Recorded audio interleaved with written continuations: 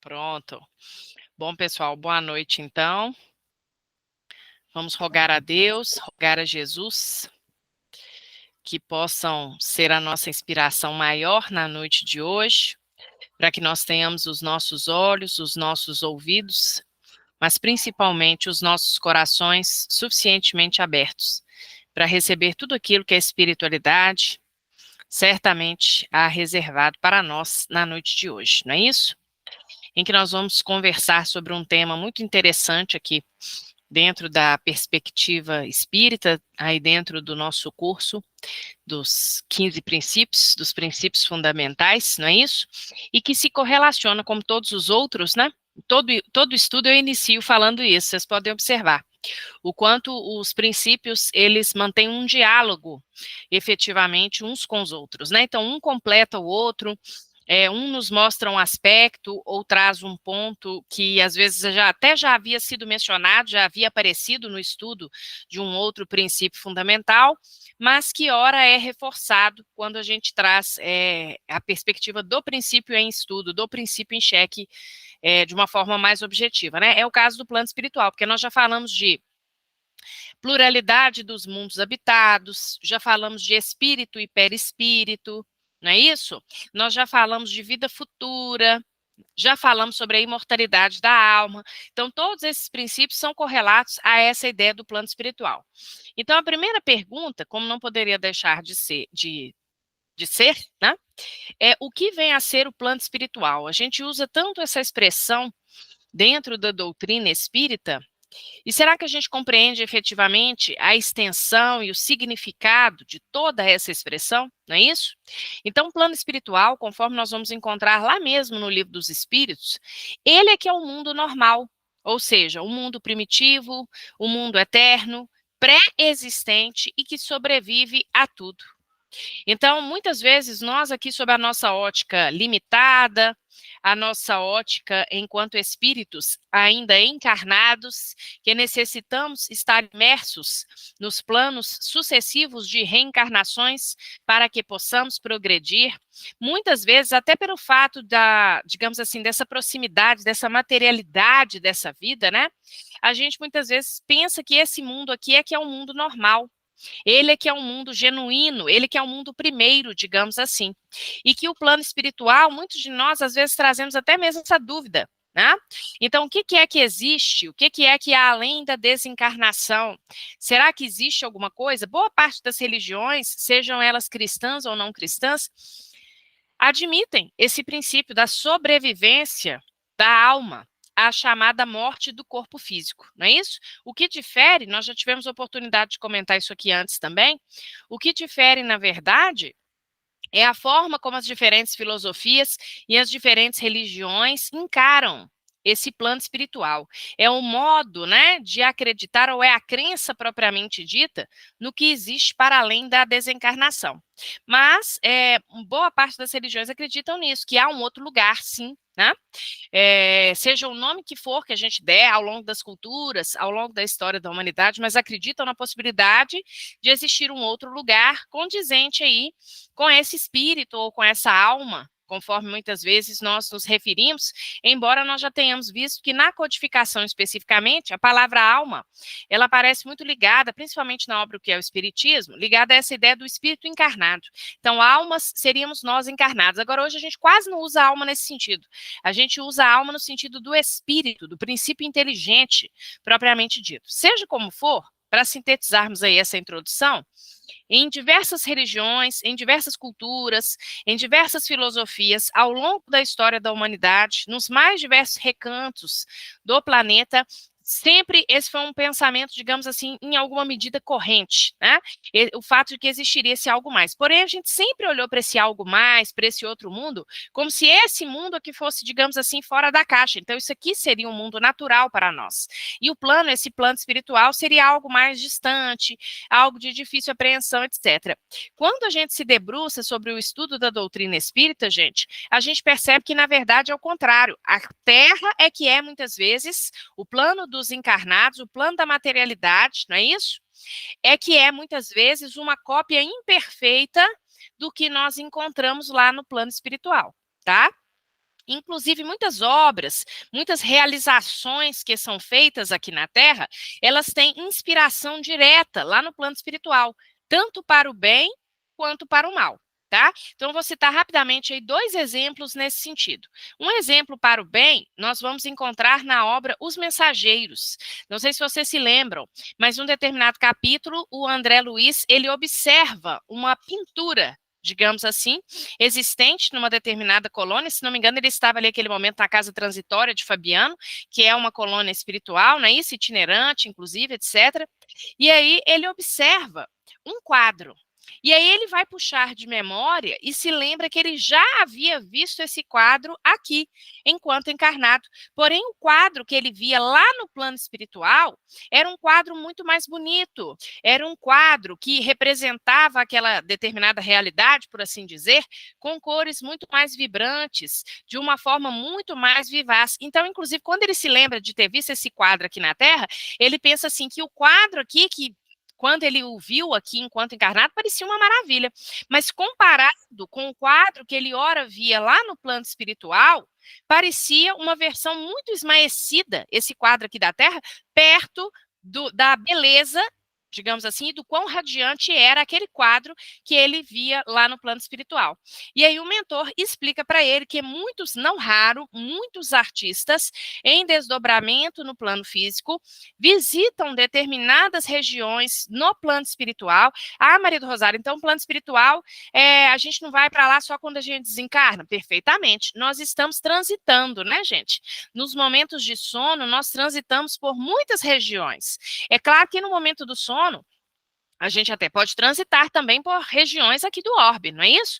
Enquanto encarnados, propriamente dito. Mas é bastante habitual que em desdobramento no momento do sono, a gente visite determinadas regiões, que nós tenhamos acesso a determinadas companhias espirituais e assim sucessivamente, tá? Então, o André Luiz, o mentor vai explicar isso para o André Luiz, que não raro, muitos artistas, no momento do sono, vão até determinadas paragens, lá se inspiram, retornam ao corpo físico, ou seja, quando acorda de manhã, acorda com uma intuição, acorda com uma ideia, não sabe exatamente de onde vem aquela ideia, porque na maioria dos casos nós não nos lembramos com nitidez daquilo que nós vivenciamos durante o sono do corpo físico.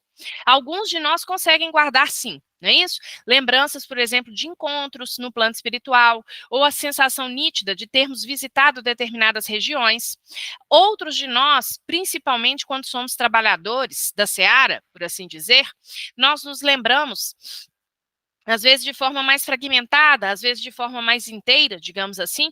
A gente se lembra, por exemplo, de estarmos vestidos com determinadas roupas. É muito comum a gente observar isso, né? O companheiro tem um sonho de que estava com uma vestimenta branca, ou estava vestido como um enfermeiro, né? Ou estava com um grupo de pessoas, todas vestidas ali, não precisa necessariamente ser branco, né? Mas vestidas ali com uma determinada vestimenta, se dirigindo a certas regiões para fazer certos trabalhos. Aí alguns se lembram mais, outros se lembram menos, mas é razoavelmente comum as pessoas se lembrarem disso. Como tem aqueles também que, obviamente, não se lembram de nada, né? Isso é muito variável de indivíduo para indivíduo. Mas essa é mais uma comprovação, digamos assim, da existência ou da pré-existência do plano espiritual. Então, esse plano espiritual aqui é o primeiro. Por quê, gente? Porque nós somos espíritos imortais, tá certo? Então, se nós somos espíritos imortais, isso significa que a nossa vida, ela é, na verdade, toda mental, não é isso? Então, nós temos uma vida mental, nós somos um princípio inteligente, porque nós vimos isso, o conceito de espírito, né? O que são os espíritos? São as individualidades. É quando nós temos ali a encarnação do princípio inteligente. Então, o princípio inteligente, ele ganha forma. Nós estudamos isso lá atrás também, quando trabalhamos com a ideia da evolução. O princípio inteligente, ele estagia por todos os reinos da natureza, vai pegando de cada um dos reinos um pedacinho, vamos colocar assim, determinados elementos, determinados germens, até que ele pudesse se consubstanciar na raça humana, que, como nós sabemos, é a raça que tem um pensamento contínuo, não é isso? Essa palavra raça está um pouco em desuso, mas é só para a gente entender, né? Seria como se no reino hominal, ou seja, na espécie humana, fica melhor dizermos assim, como se na espécie humana esse princípio inteligente tivesse adquirido contornos mais claros. E aí nós vamos ter a presença da racionalidade e assim sucessivamente. Então, nós somos espíritos imortais. Nós fomos criados simples e ignorantes como espíritos, mas precisamos da imersão na matéria para que possamos caminhar de forma mais segura e para que possamos principalmente evoluir, tá certo? Então não quer dizer que a gente não aprende nada no plano espiritual, não, muito pelo contrário. A evolução e o progresso se dão aqui enquanto encarnados e lá no plano espiritual. Também já falamos sobre isso. O que acontece, no entanto, é que aqui na matéria nós executamos aquilo que nós compreendemos em tese. Então, nós sabemos que é muito diferente a gente saber algo em tese, filosoficamente, conhecermos a validade de um princípio, não é isso? Então, isso é uma coisa. Outra coisa é a gente conseguir colocar aquilo em prática. Então, para colocar em prática, a gente precisa estar encarnado. Então, é por isso que o plano espiritual é esse. Ele que é o mundo normal. Tá? Agora, nós reencarnamos com o véu do esquecimento, porque nós temos o livre arbítrio, e Deus quer que a gente caminhe tendo, sim, determinados conhecimentos, porque nós sabemos que o progresso, ele é sempre adiante, não é isso? Aqueles conhecimentos que a gente já tenha sedimentado, eles estão aqui conosco. Aquela evolução que a gente já tiver feito, ela está aqui conosco, tá certo? Agora, aquilo que ainda precisa ser feito, precisa ser feito. Agora, nós não vamos nos lembrar com muita nitidez de determinados aspectos e de determinadas questões. O plano espiritual, portanto, é o plano dos espíritos ou das inteligências incorpóreas, porque o espírito nada mais é do que isso, ele por si só. Não é verdade? Ele sem esse corpo físico, ele é uma inteligência incorpórea, ou seja, não tem uma forma de um corpo, ele tem um perispírito. Nós vimos isso na aula de perispírito, correto? Então, a gente até já mencionou isso aqui. Numa reunião mediúnica, por exemplo, quando a gente vê um espírito, a gente não vê o espírito, a gente está vendo, na verdade, o perispírito. Mas seja como for, a gente usa essa expressão, inteligências incorpóreas, porque não tem mais o corpo físico. Então, o plano espiritual, ele nada mais é do que uma realidade que a gente deveria ver e absorver com grande naturalidade. Outro termo que é muito usado também, mas ele não é exatamente sinônimo de plano espiritual, e aí a gente vai entender a diferença um pouco, que é o termo erraticidade, tá? Então, a gente usa muito essa palavra, erraticidade, e usamos muito o adjetivo espírito errante, né? A que nos referimos quando falamos disso?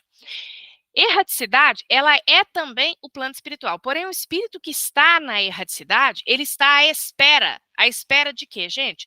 À espera da reencarnação. Então, ele está dando um tempo lá no plano espiritual, está fazendo um curso, está vendo e revendo seu planejamento reencarnatório, está lá encontrando afetos, está fazendo planos, é isso, ele está se preparando para uma nova jornada, é isso que ele faz na erraticidade. Ah, Maria do Rosário, então por que não é sinônimo de plano espiritual? Vejam, plano espiritual ele é mais abrangente. Plano espiritual, ele engloba a morada de todos os espíritos. De todos os espíritos. Não há muitas moradas na casa do Pai, então nós vamos ver que o plano espiritual ele tem várias subdivisões, tá certo? Porém, em algumas dessas subdivisões, nós encontramos espíritos mais evoluídos. O espírito que ele já chegou a um determinado ponto da sua caminhada evolutiva, tá certo?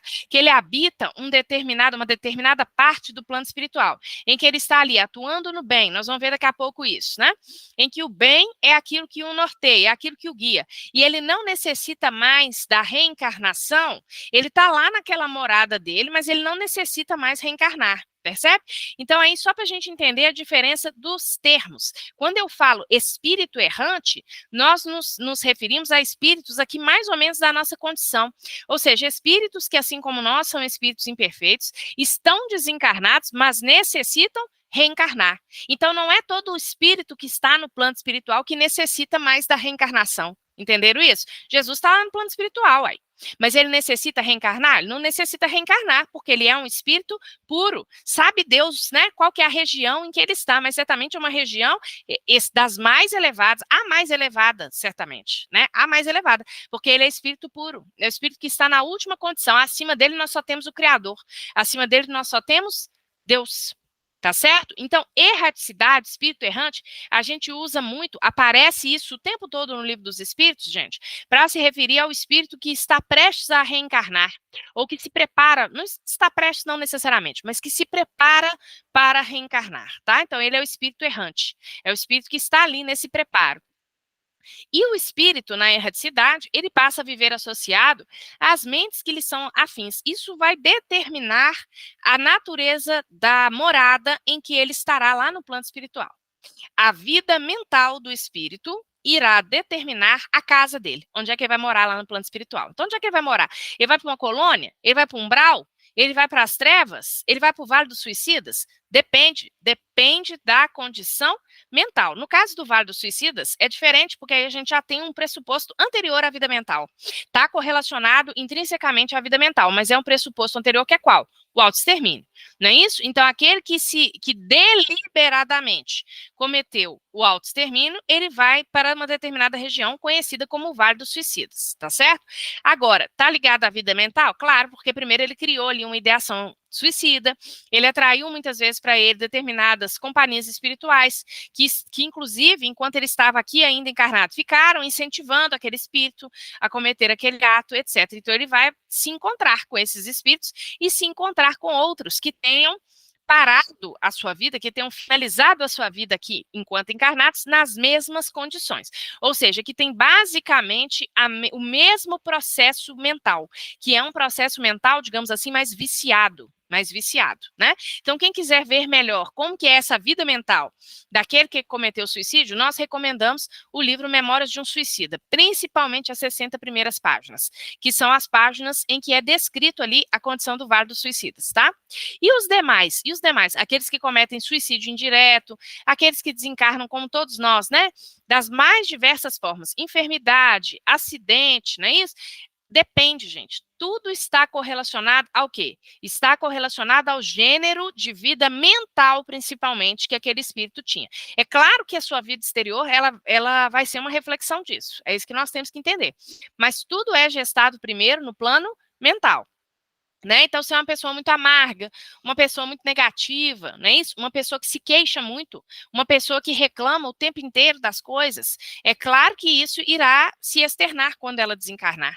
Ela não pode ir para um céu de beatitudes, não é isso? Porque ela não tem um padrão vibratório para estar ali.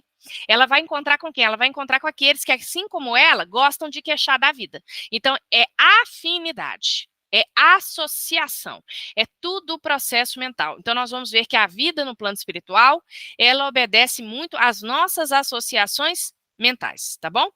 Na questão de número 159 de O Livro dos Espíritos, nós encontramos a seguinte questão proposta por Kardec. Que sensação experimenta a alma no momento em que reconhece estar no mundo dos espíritos?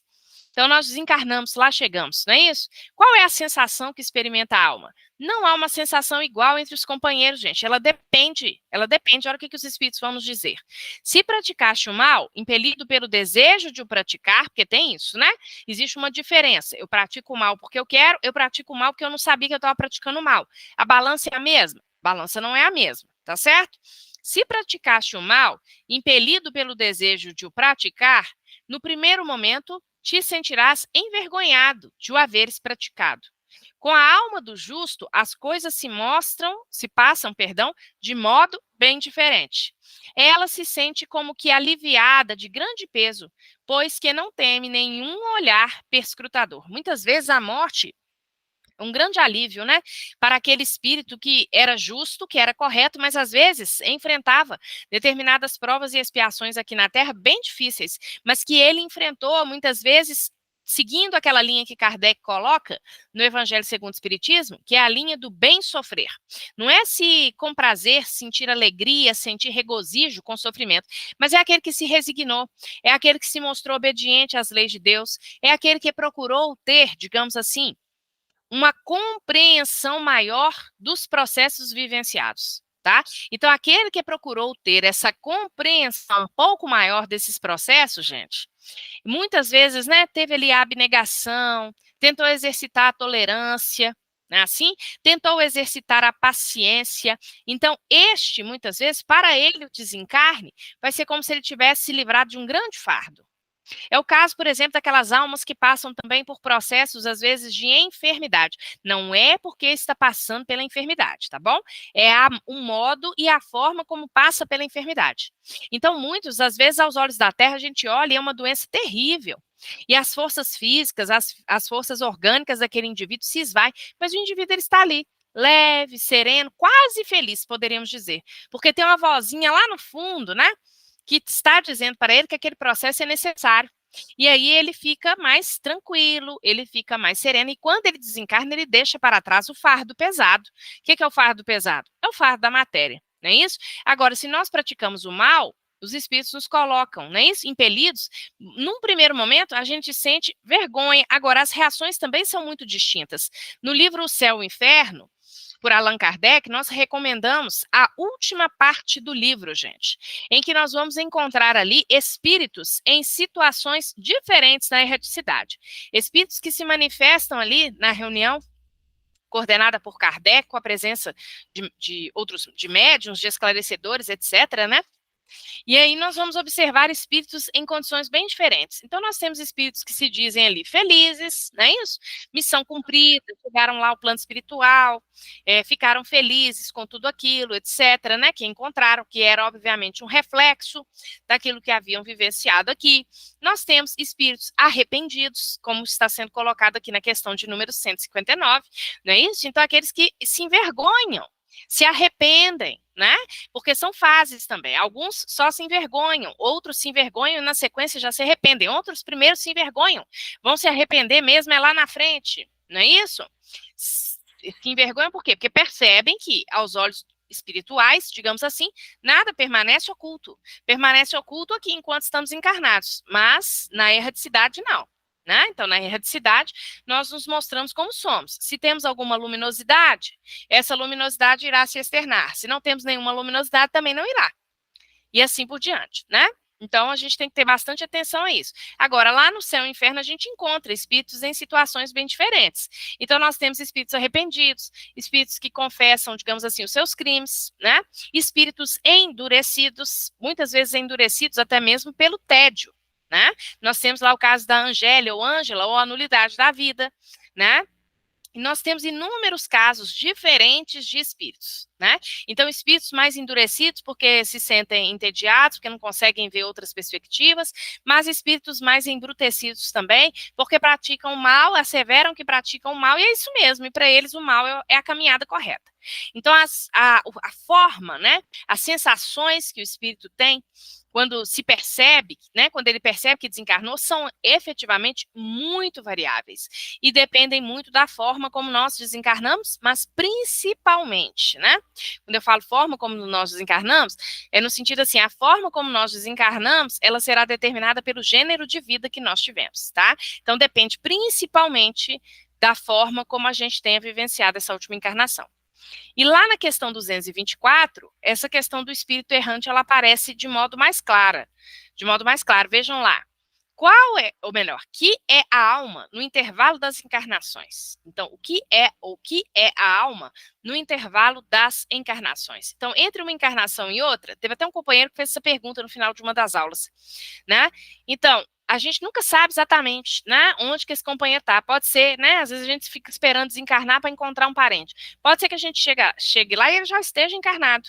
Mas durante os momentos de desdobramento do sono, a gente muitas vezes, pela providência divina, nos é concedido esse momento para que a gente possa se aproximar um pouco mais desses corações afins, né? Então a alma no intervalo das encarnações, ela é um espírito errante, que aspira a novo destino. Então ela fica esperando, errante nesse sentido, ela espera uma nova oportunidade. Qual que é a duração dessa espera? Olha lá, 224A. Quanto podem durar esses intervalos? Desde algumas horas até alguns milhares de séculos. Não tem como definir isso. Propriamente falando, não há limite máximo estabelecido para o estado de erraticidade, que pode prolongar-se muitíssimo, mas que nunca é perpétuo. Cedo ou tarde, o espírito terá que volver a uma existência apropriada, a purificá-lo das máculas de suas existências precedentes. Então, às vezes, demora muito tempo, né? O espírito chega lá na erraticidade, ele assume determinadas tarefas, ele vai progredindo, ele vai aprendendo, não é isso? E aí pode durar bastante tempo. Em outros momentos, é o que está sendo colocado aí, pode durar, às vezes, até algumas horas. E principalmente aí no caso das reencarnações compulsórias, né? Em que muitas vezes a permanência do espírito ali na erraticidade, ela é uma permanência curta. E por misericórdia divina, aquele espírito ele reencarna bem rapidamente, né? Então aí por necessidades de refazimento, por exemplo, do seu perispírito. O perispírito que está, abre aspas, né, machucado, né, o perispírito que necessita ser melhor trabalhado, melhor reconstituído, em decorrência das atitudes que aquele espírito tenha tomado, tá? Então é tudo muito variável, a gente nunca pode falar assim com certeza, já reencarnou, não reencarnou, é fulano, é beltrano, a gente não tem como saber exatamente essas informações, tá? Na questão 226, Kardec ainda pergunta: poder-se-á dizer que são errantes todos os espíritos que não estão encarnados? E aí vejam a diferença que eu estabeleci anteriormente. Sim, com relação aos que tenham de reencarnar. Então, todos que têm que reencarnar são os errantes, não estão encarnados. Agora, não são errantes, porém, os espíritos puros, que chegaram à perfeição. Esses se encontram no seu estado definitivo. Tá? Então, para eles não existe, né, essa ideia da erraticidade. Eles estão, obviamente, lá no plano espiritual. Agora, estão numa morada muito alta, não é isso? Uma morada que a gente, com certeza, nem imagina onde esteja, tá? Alta no sentido vibracional, né? Porque a gente tem mania de falar alto, ficar imaginando, assim, uma sequência, algo sempre para cima, né? Porque nós temos esses arquétipos na nossa mente. Quais arquétipos? Céu e inferno. Né? Então a gente tem sempre esse arquétipo. Aí a gente olha para cima, né? Imagina que o céu de beatitude está lá e olha lá para baixo, né? Então a gente tem um pouco essas sensações. Mas a gente tem que se lembrar que esses lugares, né? A gente já discutiu isso aqui também. O Kardec coloca isso muito bem. Eles são lugares ligados aos nossos padrões vibracionais. É isso que a gente tem sempre que compreender, né? Ligados principalmente aos nossos padrões vibracionais, tá? Ainda que, é claro, eles se situem em algum lugar, né? Em algum lugar eles se situam. Então, nós vamos ver que, por exemplo, no caso das regiões umbralinas, estão muito próximas à crosta terrestre, não é isso? No caso das colônias espirituais, nós temos notícia de que as colônias espirituais encontram-se principalmente sobre as grandes cidades, não é isso? Então, tem sim essa relação, digamos assim, de alto e baixo, né? Mas eu tô falando isso só para a gente não entender, assim, de uma forma dura, né? De uma forma estanque, porque a localização, ela tem uma correlação, digamos assim, né, muito mais importante para nós pensarmos na questão vibracional para que nós estejamos lá do que propriamente nessa localização. E um ponto de apoio importante para a gente aqui também, gente, é a gente entender a ideia de mobilidade. O fato de nós estarmos em determinadas regiões, num momento da nossa vida enquanto espíritos imortais, não quer dizer que ali estaremos perpetuamente. Essa é a grande diferença que a doutrina espírita estabelece em relação a outras religiões. Né? Então, essa é uma grande diferença, porque para outras religiões, céu e inferno, por exemplo, seriam regiões estanques. Então, você foi para ali, você morreu, você foi para ali, você vai ficar para ali para sempre. E a doutrina espírita nos mostra que há grande mobilidade no plano espiritual. Basta que para isso a gente tenha realmente a vontade. Coloquemos a serviço e a dispor a nossa vontade em nos tornarmos sempre melhores, tá? E voltando um pouquinho, eu peguei lá essas questões só para mostrar um pouco, né, como que o Livro dos Espíritos trabalha com essa ideia da erraticidade, mas voltando um pouquinho lá atrás, na questão de número 86, nós encontramos aqui também, porque aí a gente pensa assim, tá, mas aí tem um plano espiritual, tem um mundo corporal, como é que é, né, a existência? Aí volto a falar, né, nessa coisa daquilo que é fixo, a gente tirar um pouco essa fixidez, né, essa fixação de determinados conceitos que nos foram passados. Aí o Kardec pergunta, o mundo corporal poderia deixar de existir ou nunca ter existido sem que isso alterasse a essência do mundo espírita? É certo, ou seja, sim, o mundo corporal poderia deixar de existir, poderia nunca ter existido, né? Eles são independentes. Então, o que é independente? Mundo corporal é independente de mundo espiritual. Contudo, é incessante a correlação entre ambos, ou seja, a correlação entre o mundo corporal e o plano espiritual. não é isso? Até porque, né, gente, nós vamos falar disso nas próximas aulas, né? Influência dos espíritos na nossa vida. Nós sabemos que a influência deles é muito maior do que nós poderíamos imaginar, tá? Então, os mundos, eles são independentes. Contudo, é incessante a correlação entre ambos, porquanto um sobre o outro incessantemente reagem. Então, aquilo que eu penso chega no plano espiritual, chega nos espíritos que estão aqui ao nosso redor, não é isso? Porque os espíritos também estão aqui, eles povoam, né? Muitos, inclusive, recém-desencarnados, que ainda não tiveram o esclarecimento necessário, não é isso? Estão aqui próximos a nós. Os benfeitores também podem estar, claro, para nos auxiliar, para nos ajudar, não é isso? Todos nós temos o nosso anjo guardião, ou espírito protetor. Às vezes, espíritos afins aos nossos corações, como espíritos familiares, têm permissão lá diante de determinados departamentos nas colônias espirituais para visitar a Terra, para verem os seus parentes e assim sucessivamente. Então, esse intercâmbio, essa troca, essa influência, ela é constante.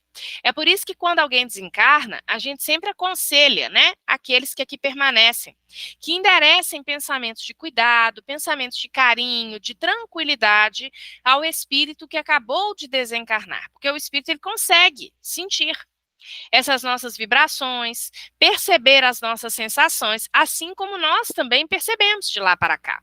Então, são as diferentes, o quê? As diferentes influências espirituais que nós temos, né? Tanto para o bem quanto para o mal. Então, nós também estamos suscetíveis, inclusive no início do estudo, estou até me lembrando, quando eu citei o exemplo do André Luiz, eu ia citar um segundo exemplo, eu falei assim, vou citar 2 exemplos, e citei um só, vou citar agora.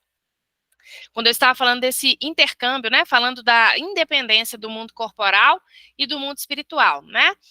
Então, eu me referi ao caso do quadro, né? Então, André Luiz se lembrou de um quadro e aí os espíritos explicaram isso, que muitas vezes os artistas vão ao plano espiritual, vão a determinadas moradas, melhor dizendo, no plano espiritual, né? Então, colônias, etc., veem as obras de arte, têm acesso, têm a inspiração, se inspiram no plano espiritual, e aí vêm para cá, acordam, escrevem livros, fazem músicas, não é isso? Tem algumas músicas, por exemplo, cristãs, dentro da seara espírita, a gente tem muitas, né? Que a gente escuta e a gente fala assim, nossa, mas fulano estava muito inspirado. Às vezes a pessoa acorda, né? É muito interessante ver o processo dos músicos, dos compositores, né? E muitos dizem que quando acordam, se sentem ali inspirados e vão redigir as músicas, etc. Só que essa influência de lá para cá, ela também pode ser negativa. É isso que a gente tem que entender. Então, no livro Sexo e Obsessão, pelo espírito Manuel Filomeno de Miranda, psicografia do Divaldo Franco, nos primeiros capítulos da obra, o Manuel Filomeno de Miranda vai nos mostrar uma comunidade que existe lá no plano espiritual, que se chama Comunidade da Perversão Moral. Tá?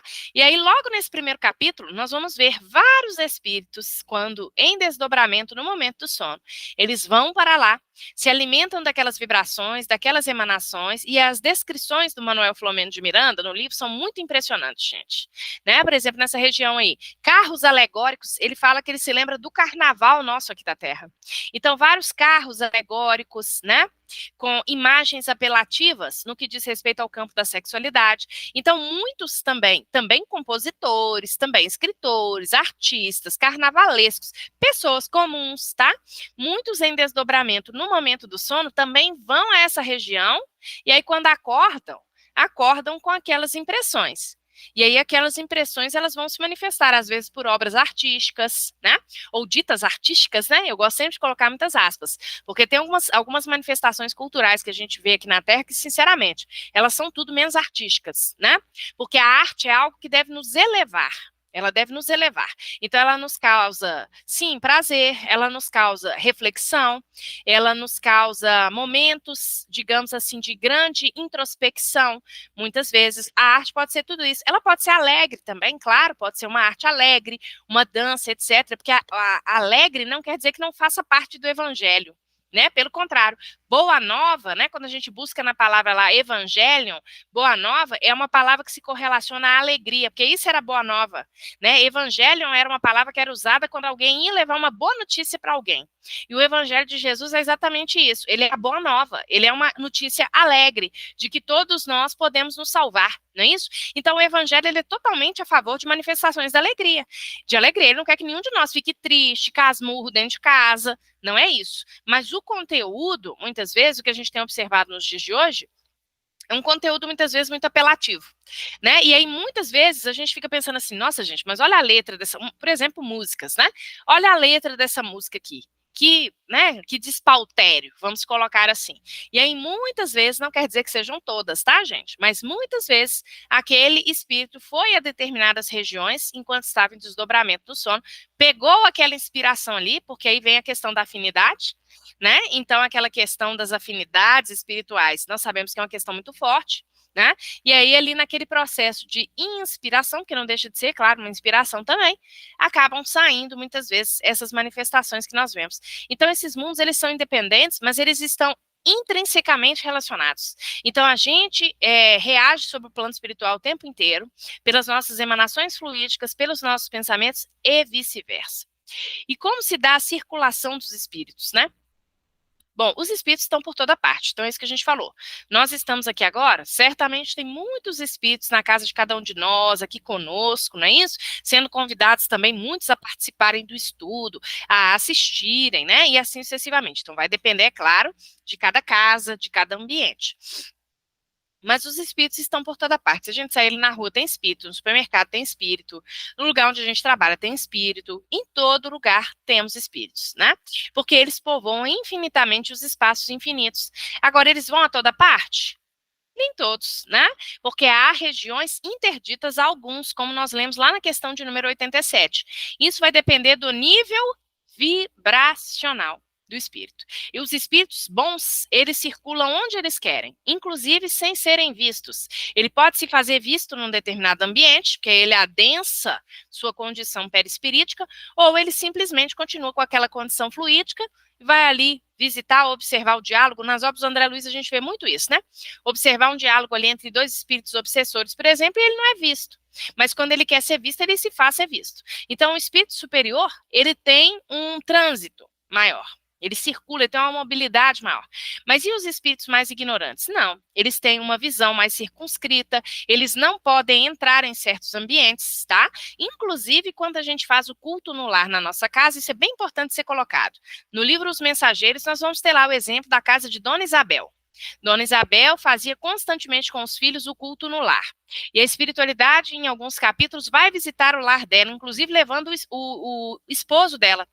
O esposo desencarnado, o esposo desencarnado continua frequentando o culto, tá? Então tá ali o esposo, tá ali Dona Isabel encarnada, os filhos encarnados e vários espíritos desencarnados, porque a casa dela havia se convertido num posto de socorro espiritual.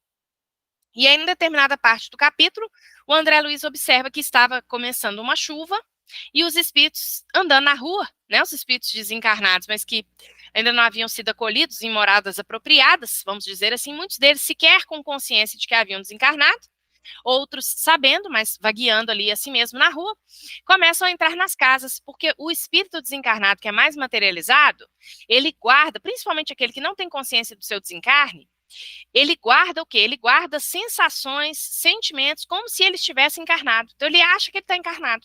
Então, que nós estamos ali na rua agora, começou a chover, o que nós vamos fazer? Bom, nesse calorão, não sei, né, gente? Porque do jeito que anda o calor, é capaz da gente sair debaixo da chuva.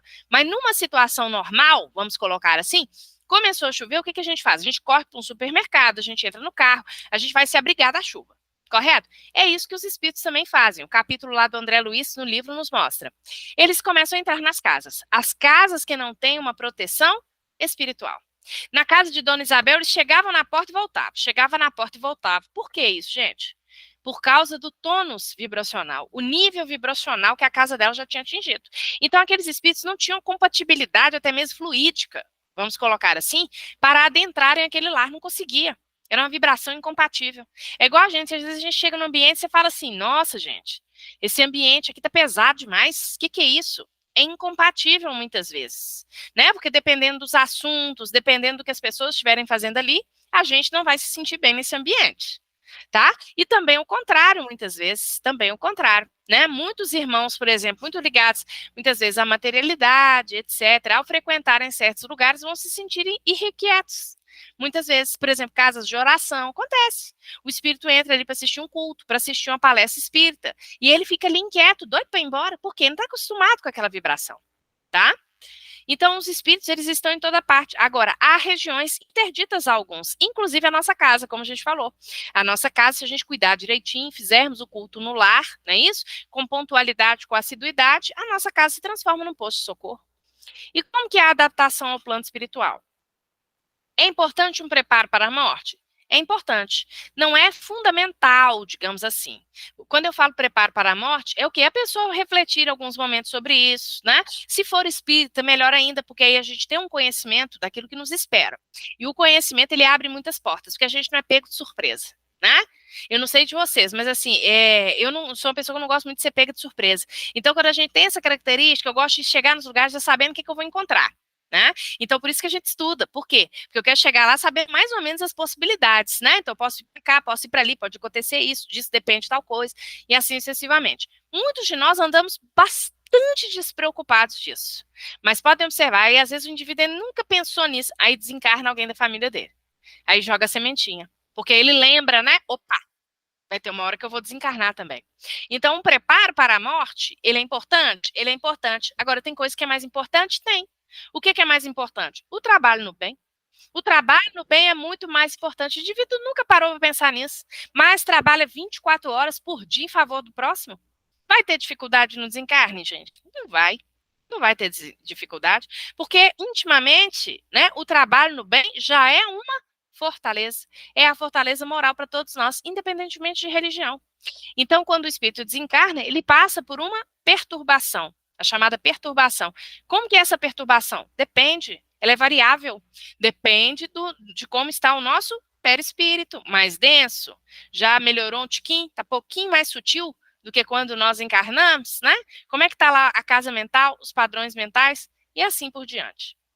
Então, lá no livro Evolução em Dois Mundos, o André Luiz vai nos colocar o seguinte: no mundo espiritual, há verdadeiras cidades e vilarejos. Como que é essa organização social lá então, não é isso? Igual aqui. Há verdadeiras cidades e vilarejos com estilos variados, como acontece aos burgos terrestres, ou seja, as cidades aqui da Terra, característicos da metrópole ou do campo, edificando largos empreendimentos de educação e progresso em favor de si mesmas e a benefício dos outros, porque os objetivos são sempre esses, né? Educação e progresso. Aí você fala assim, mas e uma cidade espiritual lá do Umbral, Maria do Rosário? Educação e progresso, gente. Todos nós estamos nos educando e estamos progredindo. O tempo que o indivíduo está passando lá, ele não é um tempo perdido, se a gente for olhar bem, né? No sentido assim, ele já perdeu tempo aqui, perdeu tempo e foi parar lá, vamos supor.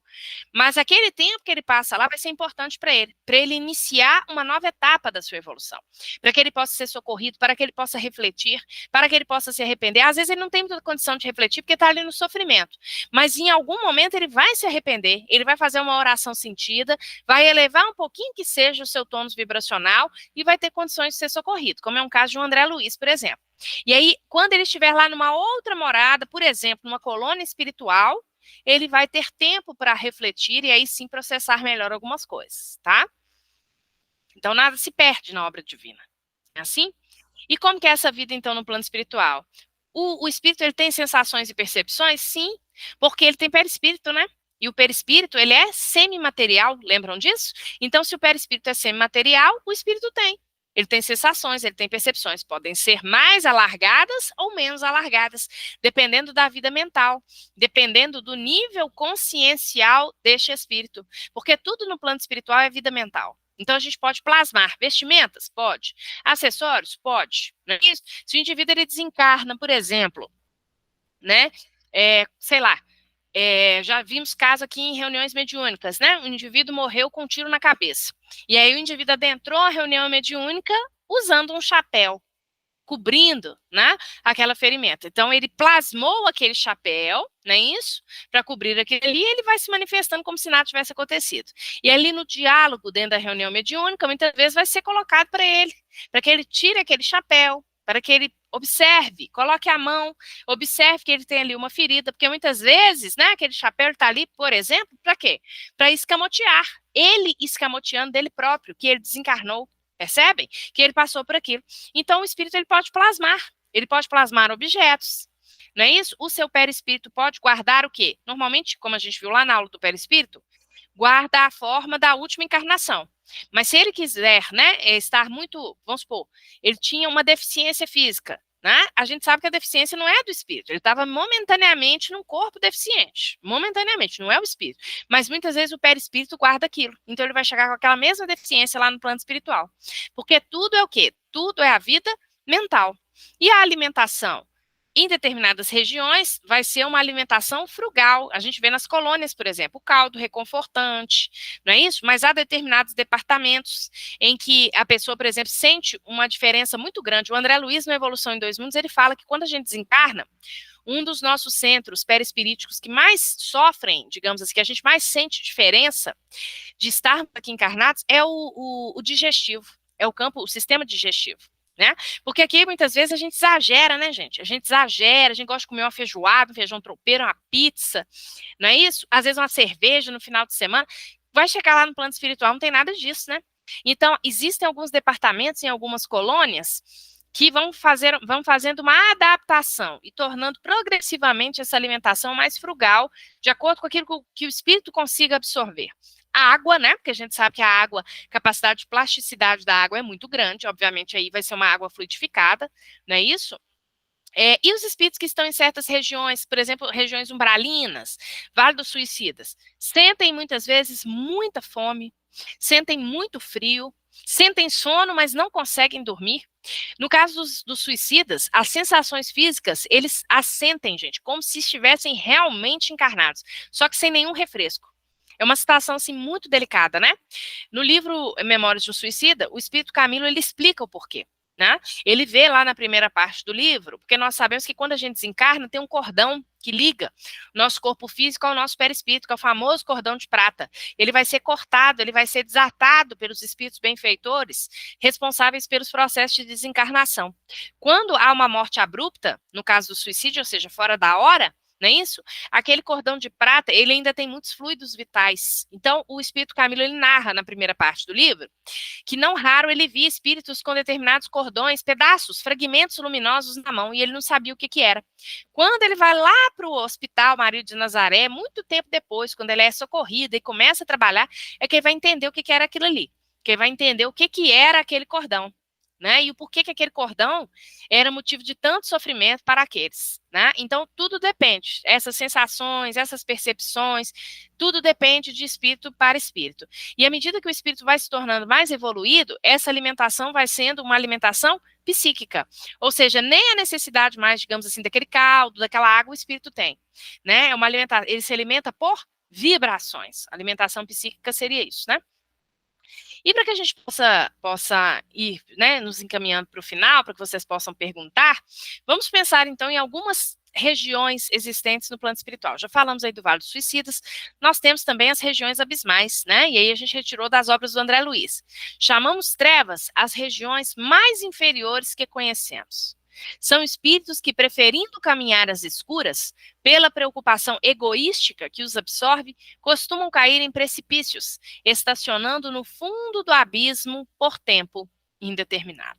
Né? Então, espíritos realmente mais endurecidos, mais embrutecidos, né? O André Luiz narra que são espíritos que a gente olha para eles, a gente se sente primeiro consternado, né?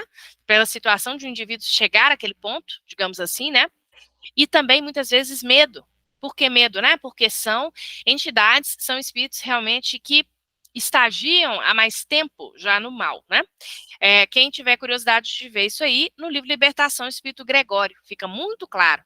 Inclusive as organizações que são feitas nessas regiões, porque lá também tem organização, divisão, tipo como se fosse uma cidade, tá? Mas apropriada àquele nível vibracional. Nós temos um umbral, falamos do umbral aqui em outro momento, eu vou pedir desculpa porque esse slide aqui está cheio de erros de português, é porque eu tirei a citação da internet e não deu tempo de fazer a revisão, então vocês me perdoem, tá? Mas também retirado das obras do André Luiz. Há, nessas regiões umbralinas, legiões compactas de almas irresolutas e ignorantes, que não são suficientemente perversas para serem conduzidas a colônias de reparação mais dolorosa, nem bastante nobres para serem enviadas a planos de elevação. Representam fileiras de habitantes do umbral, companheiros imediatos dos homens encarnados, separados deles apenas por leis vibratórias. Não é de estranhar, portanto, que semelhantes lugares se caracterizem por grandes perturbações. Lá vivem, agrupam-se os revoltados de toda espécie. Formam igualmente núcleos invisíveis de notável poder, pela concentração das tendências e desejos gerais. Então, podem ter núcleos, podem ter pequenas cidades, certamente, né? Inclusive algumas delas que se organizam, por exemplo, para muitas vezes afetarem trabalhos que são realizados aqui na crosta, trabalhos ligados, por exemplo, a Jesus, ao Cristo, né? E assim sucessivamente. É zona de verdugos e vítimas. Então, tem posições, como se fossem hierarquias. Nas reuniões mediúnicas, a gente vê isso claramente, né? Muitas vezes um espírito se apresenta como sendo algoz, mas acima dele tem um outro, né? Que é o chefe ali daquela falange, por exemplo. Então, eles têm uma estrutura, uma organização, entre aspas, né? Por isso que é colocado que é zona de verdugos, mas também vítimas, de exploradores e explorados. É claro que aquela vítima não é uma vítima, né? No sentido lato sensu. Alguma coisa ela fez para estar ali. E o vibracional dela também está relacionado.